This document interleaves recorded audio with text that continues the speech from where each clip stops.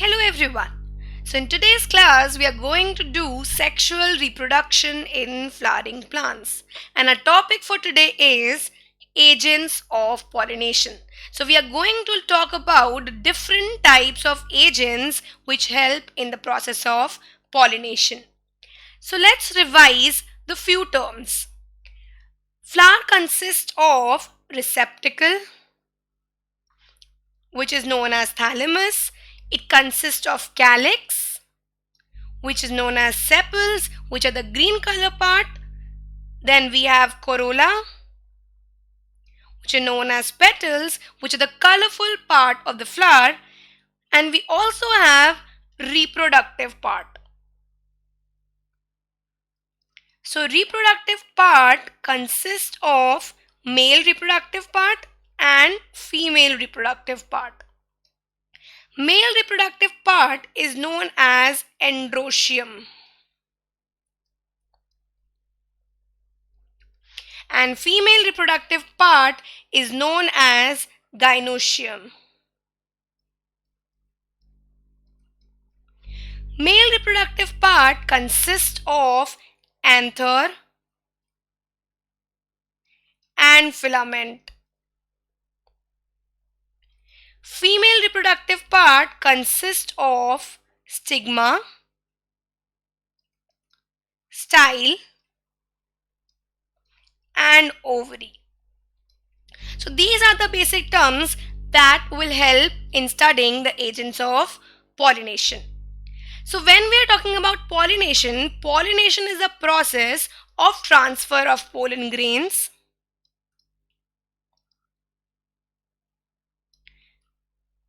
from the anther to the stigma. So as we are talking about transfer from the anther to the stigma, that is transfer from the male part to the female part. So when we are talking about the anther and filament, filament is holding up the anther, right? So when we are cutting the microsporangia transversely, right? So inside the anther, if we cut it, it consists of 4 lobes. These are known as microsporangia.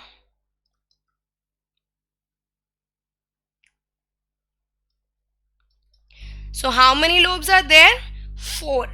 So when we are cutting it transversely, we see pollen sac is there. So inside the pollen sac, we have pollen grains.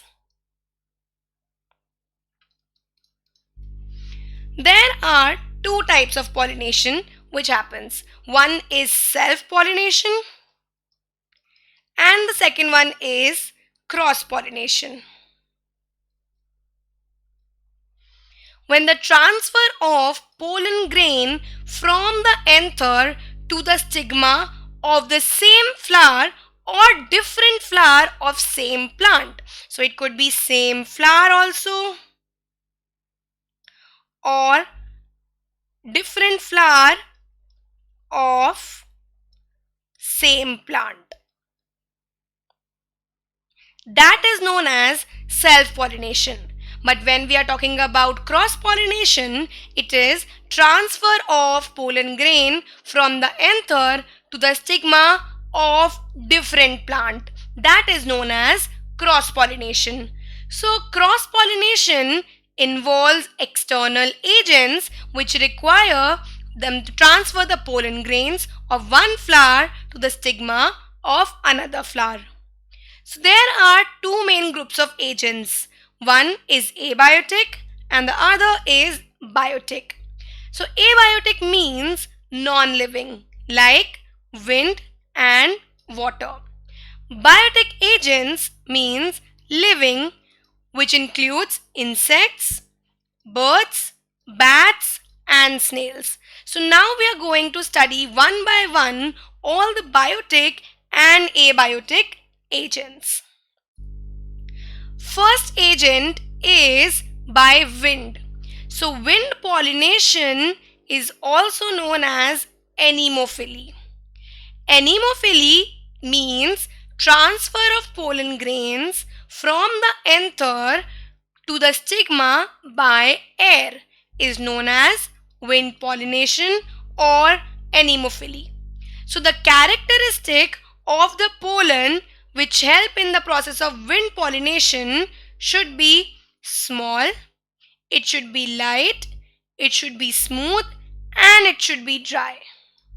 And the female reproductive organ where there's a landing platform known as the stigma is large, feathery for trapping the wind-borne pollen grains.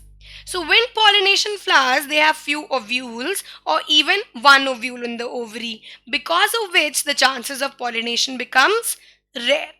And the flowers which pollinate by wind are known as anemophilous flowers. So they are small, they are inconspicuous with long and versatile stamen. What is stamen? Stamen, I am recalling it again, stamen is the male part. So androecium is known as stamen, whereas gynoecium is known as pistil. So examples of wind pollinated flowers are sugarcane, maize, wheat, bamboo, papaya, and grasses. This is one type of pollination. So here you can see there are exposed anthers. So this is filament and this is anther. Inside the anther it has lobules and inside that pollen sac is there. Inside the pollen sac are pollen grains. And when pollen grains mature, they burst out of the pollen sac and they are ready to fall apart. So there are 4 layers of this microsporangia. These are epidermis, endothecium, middle layer and tapetum. So the outer layer is epidermis.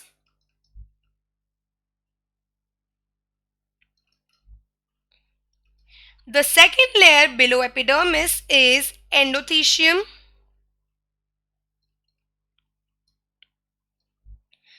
The middle layer is known as middle layer. And the innermost layer is tapetum. So when pollens are becoming mature, they are exerting pressure on the walls of anther and they burst out. Next we are going to do the second agent, that is water pollination. So pollination by water is called hydrophily and it is very rare in nature.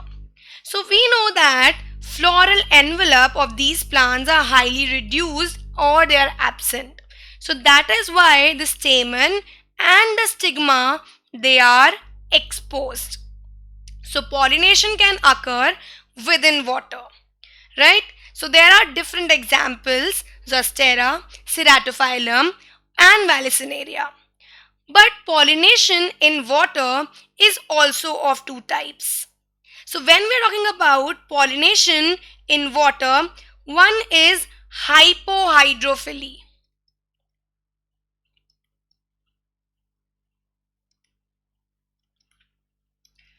And the other is epihydrophily.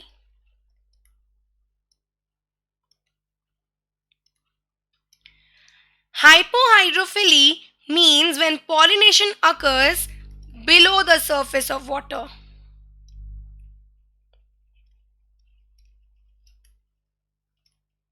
Example, Ceratophyllum, Zostera.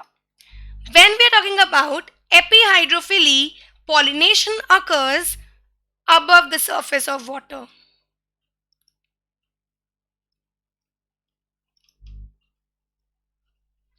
Example, Vallisneria. So in Vallisneria, the pollination is happening above the surface of water. So female flower reaches on the surface of water and assume horizontal position. due to elongation of its stalk, and the male flower or pollen grain are released onto the surface of water. So that is how water pollination takes place. So this is the example of Vallisneria, which means epihydrophily. The pollination is happening above the surface of water. So here you can see stigma. These are the ripe anthers. This is the female flower and this is the male flower. So here we know that the pollination is happening by water. But how? How the pollen grains are transferred, how they are carried. So they are carried by water currents, and due to which they reach to stigma. So both wind and water pollinated flowers are happening, one by air and one by water. So do not need to attract the insects or birds. That is why they are not very colorful and they do not produce nectar. Nectar is actually the reward for the insects, which is fruity, gelatinous. So pollen grains, when we're talking about the pollen grain vary in size, color, shape. So inner layer of pollen grain is known as intine, and the outer layer of the pollen grain is known as exine. So pollen grains of the most of the water pollinated species, they are coated with the mucilage so that it protects them from wetting.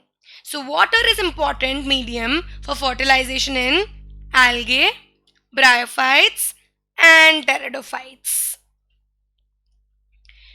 Next agent is insect. So when we are talking about pollination by insects like bees, wasps, butterflies, flies, this is known as entomophily. So bees, they are responsible for 80% of all pollination done by the insect. So most of the question in exam comes from the entomophily, like rewards, colorful is needed in which of the agents of pollination? That is entomophily. So this question came in 2017 exam. So plants which are pollinated by insects, they are colorful with fragrance and they have abundant nectar, so they can easily attract insects. There is one more category of it, that is Amorphophallus. Amorphophallus is when the moths are depositing its egg within the ovary of the flower. So what they are doing is they're depositing their egg within the ovary of the flower, and the flower in turn is getting pollinated by the young moth. So both of them are helping each other. This relationship is known as symbiotic relationship.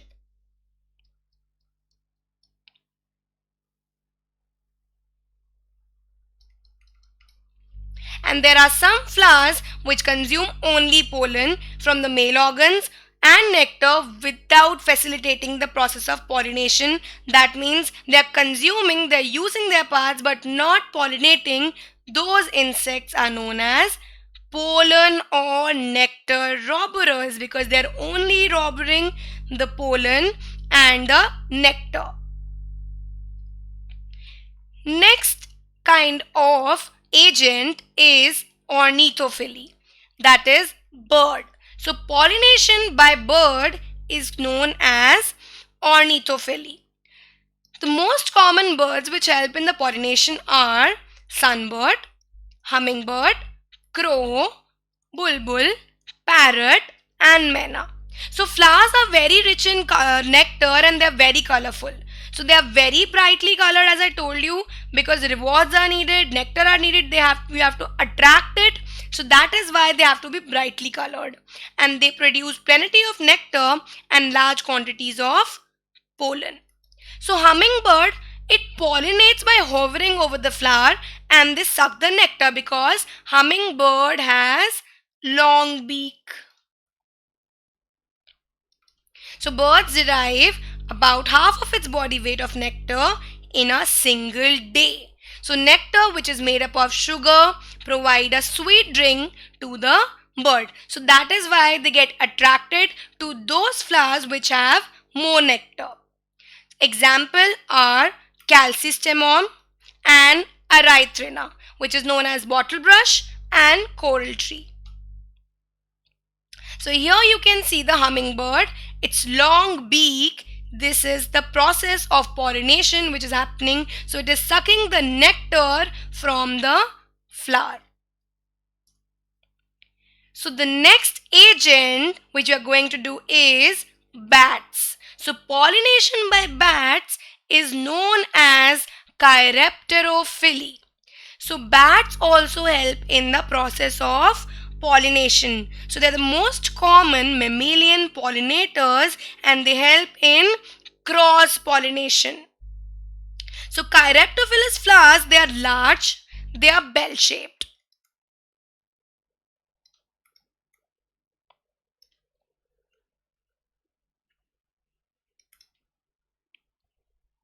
They are white in color or pale and they are open at night. So the most important characteristic of the chiropterophilous flower are that is they are open at night. So the bats are attracted by strong odor from the flower, because of which there is a secretion of esters, alcohol and aldehyde. That is why the pollination occurs. They are dull colored with fruity odor. They have abundant nectar and pollen grains. Example, Kigelia pinnata and Anthocephalus. So this is how birds help in and bats help in pollination process. So this is all about the agents of pollination. Like we talked about bird, bat, air, wind. So these all are the agents. What about after the pollination? Now we know that the stigma, on the stigma, for example here. So this is the stigma. The pollens have landed on the stigma. But is it confirmed that fertilization has to take place? Is it confirmed that all the pollens actually get fertilized? Let's see. So there is pollen pistil interaction which does not guarantee that the transfer of the right type of pollen has taken place. So pollination has occurred, but what to say that the pollen which has been landed on the stigma is of the correct type. So sometimes pollen of the wrong type also land on the stigma. So at that time there is inability of the pollen of one plant to fertilize egg of the same plant when self-pollinated. So due to which there is no pollen pistil compatibility.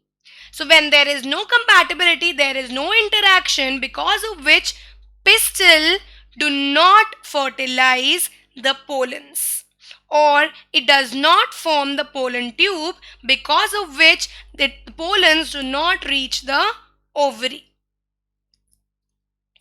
So it happens like all the events from deposition of pollen on the stigma to entry of the pollen tube into the ovule. It is not only involving the recognition of pollen, but also whether to promote it or whether to inhibit it. So this is known as a dynamic and complex process. So there is a benefit of pollen pistil interaction, because if pollen and the pistil both are interacting with each other, both are happy with each other, then we can actually manipulate it to get the desired hybrids even in the incompatible pollination. So this is about pollen pistil interaction. So if the pollen and pistil are compatible, then it forms a pollen tube and the pollen goes into the ovary and fertilization takes place. So this is about the agents of pollination and the pollen pistil interaction. I hope you understood. Thank you.